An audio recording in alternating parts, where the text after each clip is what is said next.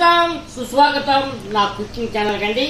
ఈరోజు నేను ఒక డిఫరెంట్మైన కారం పొడి చేయబోతున్నాను. అదేంటంటే చింత చిగురు కారం పొడి. ఆ చింత చిగురు కారం పొడి ఉప్మాలోకి, ఇడ్లీ, దోశ, పూరి, వేడన్నంలోకి ఇంకా చాలా బాగుంటుందండి. అది ఎలా చేద్దామో చూద్దాం రండి. స్టవ్ వెలిగిద్దామండి. ఇప్పుడు స్టవ్ వెలిగించిన తర్వాత మనము పల్లీలు వేసుకుందామండి. పల్లీలు వేగిపోయినాయండి. మనం ఇప్పుడు ప్లేట్లు తీసుకుందాం.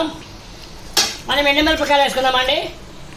కొద్ది కారం ఎక్కువ ఉండాలండి, ఎందుకంటే మనం చింత చిగురు వేస్తున్నాం కదా, కొద్ది కారం ఎక్కువ ఉండాలి. అందుకే 2 మిరపకాయలు ఎక్కువ వేసుకున్నాను. ఎండుమిరపకాయలు కూడా వేగిపోయినాయండి. ఇవి కూడా ఒక పక్క కలపాకి వేపుకుందామండి. ఇప్పుడు చింత చిగురు కారం పొడి కావాల్సింది ఇకండి ఎండి చింత చిగురు అండి. ఇది చూడండి, ఊరి నుంచి తీసుకొచ్చాను.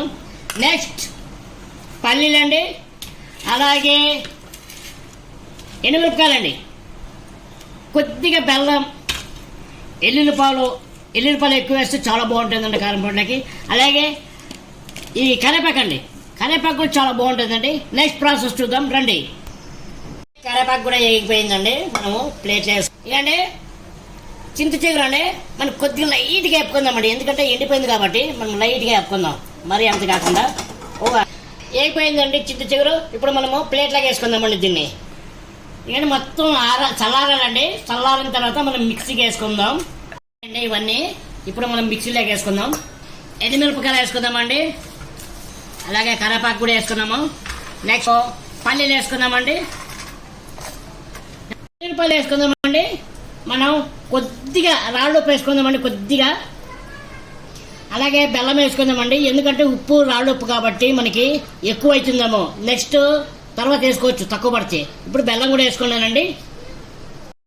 అంత మెత్తగా మిక్సీ పట్టుకోకూడదు, మరి బరకగా ఉండకూడదండి, మధ్య రకంగా మిక్సీ పట్టుకోవాలి. అది ఎలాగో చూపిస్తానండి మీకు. మనం మిక్సీకి పట్టుకుందామండి ఇప్పుడు. ఇక చూడండి ఎంత కలర్ఫుల్గా ఉందో. చింత చిగురు వేయడం వల్ల ఇక చూడండి కలర్ వచ్చింది. మనం ఇప్పుడు ప్లేట్లు తీసుకుందామండి. చింత చిగురు కారం పొడి అయిపోయిందండి. ఇప్పుడు నేను దీనికి ఒక చిన్న తిరమాత పెడతానండి, అది చూద్దాం రండి. స్టవ్ వెలిగిద్దామండి. కొద్దిగా నూనె పోసుకుందామండి. తాలింపు సామాన్లు వేసుకుందామండి, కొన్ని కొద్దిగా ఇంగు వేసుకుందామండి. ఎల్లుల్లిపాయలు వేసుకుందామండి, కరివేపాకు, ఎండుమిరపకాయలు వేసుకుందామండి. స్టవ్ బంద్ చేసుకుందామండి. ఇక కారం పొడిలోకి వేద్దామండి. ఇకండి ఈ తిరమాత చేయడం వల్ల చాలా రోజులు నిలువ ఉంటుందండి. మీరు కూడా వేసుకోండి. ఇది మొత్తం ఇప్పుడు కలుపుకుందామండి. మనం ఇప్పుడు చేత్తో కలుపుకుందాం. చేత్తో కలిపితే మొత్తం నీట్గా కలిసిపోద్దండి. చూసారండి అలా ముందు కింద ఉందో, అమాంతం దీనిని నోట్లో పెట్టుకోవాలనిపిస్తుందండి.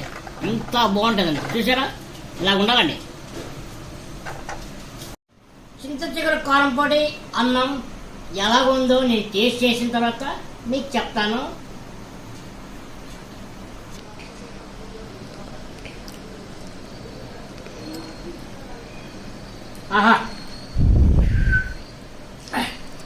నేను తీసుకున్న చింత చిగురికి, పల్లీలకి పులుపు కరెక్ట్ సరిపోయిందండి.